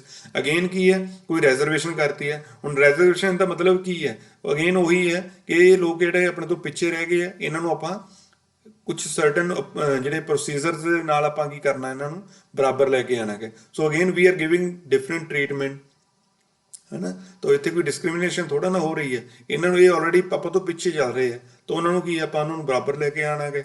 ਮਤਲਬ ਉਹਨਾਂ ਨੂੰ ਕੀ ਅਦਰਵਾਈਜ਼ ਕੀ ਹੈ ਕਿ ਉਹ ਕੀ ਤੁਹਾਡੇ ਕੋਲੇ ਐਡੀਕੁਏਟਲੀ ਰਿਪਰੈਜ਼ੈਂਟ ਨਹੀਂ ਹੋ ਰਹੇ ਸਟੇਟ ਸਰਵਿਸਿਜ਼ ਦੇ ਵਿੱਚ, ਉਹਨਾਂ ਨੂੰ ਮੌਕਾ ਘੱਟ ਮਿਲ ਰਿਹਾ ਹੈਗਾ। ਤਾਂ ਆਪਾਂ ਕੀ ਕੀਤਾ, ਇਹਨਾਂ ਦੀ ਰਿਜ਼ਰਵੇਸ਼ਨ ਕਰਤੀ ਹੈ ਕਿ ਜਿਹੜੇ 10% ਲੋਕ ਹੋਣਗੇ ਉਹ ਕਿੱਥੋਂ ਹੋਣਗੇ, ਆਪਣੇ ਕੋਲੇ ਬੈਕਵਰਡ ਕਲਾਸਿਸ ਦੇ ਵਿੱਚ। ਤਾਂ ਇਹ ਵੀ ਆਪਣੇ ਕੋਲੇ ਐਕਸੈਪਸ਼ਨ ਹੈ ਕਿਸ ਦੇ ਵਿੱਚ, ਆਰਟੀਕਲ 16 ਦੇ ਵਿੱਚ। ਬਟ ਕੁਐਸਚਨ ਕੀ ਆਏਗਾ ਕਿ equality of opportunity in public employment ਕਿਸ ਆਰਟੀਕਲ ਦੇ ਵਿੱਚ ਡਿਫਾਈਨਡ ਹੈ, ਤਾਂ ਉਹਦਾ ਆਨਸਰ ਕੀ ਹੋਏਗਾ, ਆਰਟੀਕਲ 16 ਦੇ ਵਿੱਚ। ਇਹ ਜਿਹੜੀ ਸਾਰੀ ਆਪਾਂ ਕਹਾਣੀ ਡਿਸਕਸ ਕਰਦੇ ਹਾਂ ਜਸਟ ਤੁਹਾਨੂੰ ਐਕਸਪਲੇਨ ਕਰਨ ਦੇ ਲਈ ਹੈ, है ना। बट पेपर का ਤੁਹਾਡਾ ऑब्जेक्टिव टाइप है, ऑब्जेक्टिव टाइप ਦੇ ਵਿੱਚ ਤਾਂ डायरेक्ट क्वेश्चन ਆਣਾ ਹੈ ਕਿ ਆਰਟੀਕਲ ਕਿਸ ਦੀ ਗੱਲ ਹੋ ਰਹੀ ਹੈ, ਆਰਟੀਕਲ 16 ਦੀ। ਬਟ ਉਹ ਯਾਦ ਤਾਂ ਹੀ ਰਹੇਗਾ ਅਗਰ ਤੁਹਾਨੂੰ ਇਹ ਸਾਰਾ ਥਿਓਰੈਟੀਕਲ ਪੋਰਸ਼ਨ ਹੈ ਇਹ ਤੁਹਾਨੂੰ ਯਾਦ ਹੋਏਗਾ ਜਾਂ ਕਲੀਅਰ ਹੋਏਗਾ। ਨੈਕਸਟ ਆਪਣੇ ਕੋਲ ਕੀ ਹੈ, ਆਰਟੀਕਲ 17। ਆਰਟੀਕਲ 17 ਆਪਣੇ ਕੋਲ ਕੀ ਕਹਿੰਦਾ, ਅਬੋਰਸ਼ਨ ਆਫ ਅਨਟੱਚੇਬਿਲਿਟੀ। ਦੇਖੋ ਜਿਹੜੇ ਹੁਣ ਤੱਕ ਆਪਾਂ ਡਿਸੀਜਨ ਲਏ ਹੈ ਨਾ, ਜੋ ਵੀ ਐਕਸ਼ਨ ਸੀਗੇ ਉਹ ਅਗੇਂਸਟ ਦਾ ਸਟੇਟ ਸੀਗੇ, ਹੈ ਨਾ। ਸਟੇਟ ਕੀ ਕਿ 12 ਆਰਟੀਕਲ ਦੇ ਵਿੱਚ ਕੀਤੇ, ਜਿਹਦੇ ਵਿੱਚ government of India, government of state ਜੋ ਹੈ ਗਵਰਨਮੈਂਟ ਆਫ ਪੰਜਾਬ ਦੀ ਗੱਲ ਕਰ ਲਈ ਹੈ ਸਪੋਜ਼ ਆਪਾਂ, ਹੈ ਨਾ।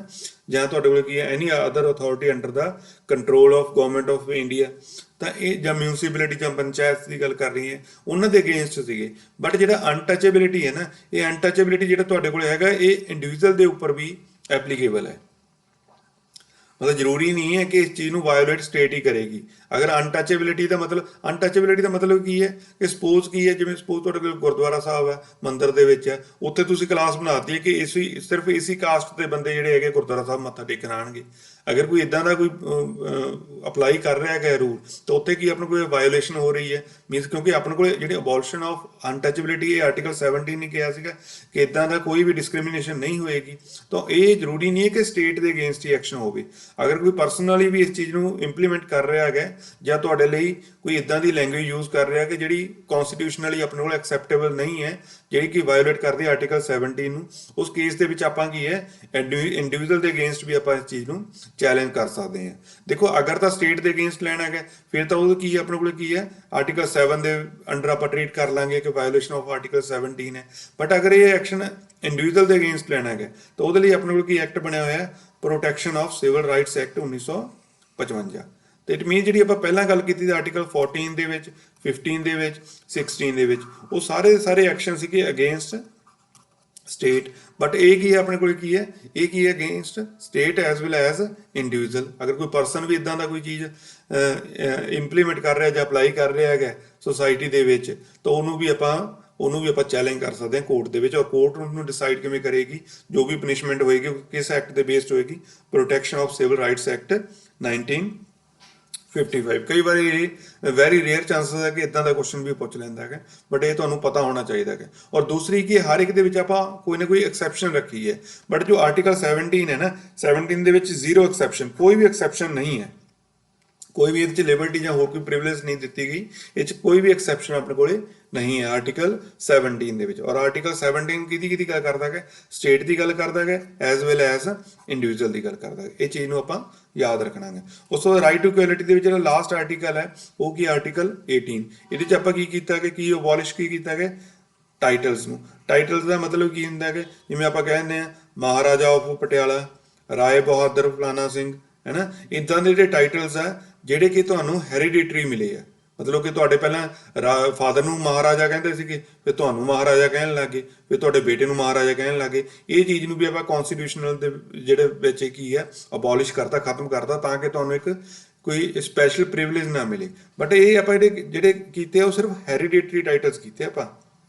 ਜਿਹੜੇ ਅਕੈਡਮਿਕਸ ਨੇ, ਅਕੈਡਮਿਕਸ ਮੀਨਸ ਕੀ ਹੈ, ਤੁਸੀਂ ਲਿਖ ਰਹੇ ਹੋ ਡਾਕਟਰ ਸਰਜੀਤ ਸਿੰਘ, ਹੈ ਨਾ, ਲਿਖ ਰਹੇ ਹੋ ਇੰਜੀਨੀਅਰ ਗੁਰਪ੍ਰਤਾਪ ਸਿੰਘ, ਲਿਖ ਰਹੇ ਹੋ ਤੁਸੀਂ ਆਰਕੀਟੈਕਟ ਸਵਰਨ ਸਿੰਘ। ਸੋ ਇਹ ਜਿਹੜੇ ਅਕੈਡਮਿਕਸ ਟਾਈਟਲਸ ਆ ਇਹ ਤਾਂ ਆਪਾਂ ਨੇ ਅਲਾਉਡ ਹੈ, ਬਟ ਆਪਾਂ ਅਬੋਲਿਸ਼ ਕਿਹੜੇ ਕੀਤੇ ਆ, ਸਿਰਫ ਹੈਰੀਡੇਟਰੀ ਟਾਈਟਲ ਜੋ ਤੁਹਾਨੂੰ ਫੈਮਿਲੀ ਦੇ ਵਿੱਚੋਂ ਮਿਲੇ ਆ, ਮਤਲਬ ਕਿ ਉਹਨਾਂ ਨੂੰ ਤੁਸੀਂ ਅਰਨ ਨਹੀਂ ਕੀਤਾ, ਠੀਕ ਹੈ, ਉਹਨਾਂ ਨੂੰ ਕੁਆਲੀਫਾਈ ਕਰਕੇ ਨਹੀਂ ਤੁਸੀਂ ਲਿਆ ਹੈਗਾ, ਉਹ ਜਸਟ ਹੈਰੀਡੇਟਰੀ ਮਿਲ ਗਏ ਬਿਕੋਜ਼ ਤੁਹਾਡੇ ਫਾਦਰ ਨੂੰ ਮਹਾਰਾਜਾ ਕਹਿੰਦੇ ਸੀਗੇ, ਇਸ ਲਈ ਤੁਹਾਨੂੰ ਵੀ ਮਹਾਰਾਜਾ ਕਹਿਣ ਲੱਗੇ। ਸੋ ਇਹਨਾਂ ਨੂੰ ਵੀ ਆਪਾਂ ਕਨਸਟੀਟਿਊਸ਼ਨ ਦੇ ਵਿੱਚ ਕੀ ਕਰਤਾ ਗਿਆ, ਇਹਨਾਂ ਨੂੰ ਵੀ ਅਬੋਲਿਸ਼ ਕਰਤਾ ਗਿਆ। ਔਰ ਦੂਸਰੀ ਗੱਲ ਇਹਦੇ ਜਿਹੜੀ ਆਪਾਂ ਨੋਟ ਕਰਨ ਵਾਲੀ ਉਹ ਕੀ ਹੈ ਕਿ ਅਗਰ ਇਹਨਾਂ ਦੇ ਵੀ ਕੋਈ ਅਗਰ ਲਗਾ ਵੀ ਲੈਂਦਾ ਹੈ, ਕੋਈ ਆਪਣੇ ਆਪ ਨੂੰ ਮਹਾਰਾਜਾ ਕਹਾਉਣ ਲੱਗ ਗਿਆ, ਤਾਂ ਉੱਥੇ ਕੀ ਆਪਣੇ ਕੋਲ there is no penalty prescribed in the constitution for the infringement of above prohibition. ਅਗਰ ਇਦਾਂ ਦੀ ਚੀਜ਼ ਕੋਈ ਹੋ ਰਹੀ ਹੈ ਤੇ ਇਹਦੇ ਲਈ ਕੋਈ ਪੈਨਲਟੀ ਨਹੀਂ ਹੈ। ਇਹ ਕੀ ਹੈ ਪਾਰਲੀਮੈਂਟ ਦੇ ਉੱਪਰ ਇਹ ਕਨਸਟੀਟਿਊਸ਼ਨ ਨੇ ਛੱਡਤਾ ਕਿ ਅਗਰ ਉਹਨਾਂ ਨੂੰ ਲੱਗਦਾ ਕਿ ਇਹਨਾਂ ਦੀ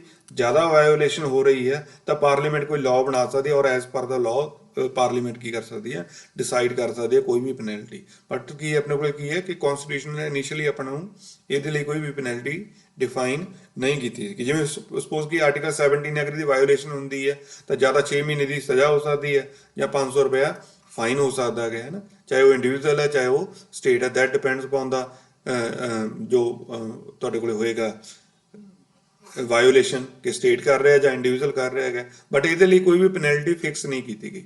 ਸੋ ਇਹ ਆਪਣੇ ਕੋਲ ਕੀ ਸੀਗਾ ਆਰਟੀਕਲ। ਸੋ ਹੁਣ ਜਿਹੜੇ ਆਪਾਂ ਡਿਸਕਸ ਕੀਤੇ ਆ ਉਹ ਹੁਣ ਤੱਕ ਕੀ ਡਿਸਕਸ ਕੀਤੇ ਆ, ਰਾਈਟ ਟੂ ਇਕੁਐਲਿਟੀ ਜਿਹੜਾ ਕਵਰ ਕਰਦਾ ਆਪਣੇ ਕੋਲ ਆਰਟੀਕਲ 14 ਤੋਂ ਲੈ ਕੇ ਆਰਟੀਕਲ 18 ਤੱਕ।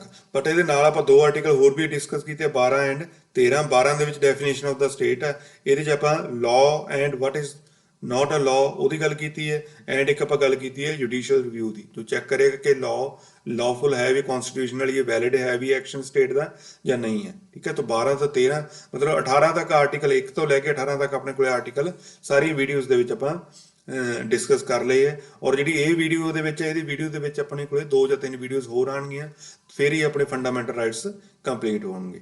ਠੀਕ ਹੈ, ਸੋ ਦੋਸਤੋ ਅਗਰ ਤੁਹਾਡੀ ਕੋਈ ਕੁਐਰੀ ਹੈ ਜਾਂ ਕੋਈ ਕਿਸੇ ਵੀ ਤਰ੍ਹਾਂ ਦੀ ਫੀਡਬੈਕ ਹੈ, ਤਾਂ ਕਿ ਜਿਹੜੇ ਆਪਣੇ ਇਹਨਾਂ ਲੈਕਚਰਸ ਨੂੰ ਆਪਾਂ ਇਹਨਾਂ ਦੀ ਕੁਆਲਿਟੀ ਨੂੰ ਹੋਰ ਇੰਪਰੂਵ ਕਰ ਸਕੀਏ, ਤਾਂ ਜਰੂਰ WhatsApp ਕਰਿਓ।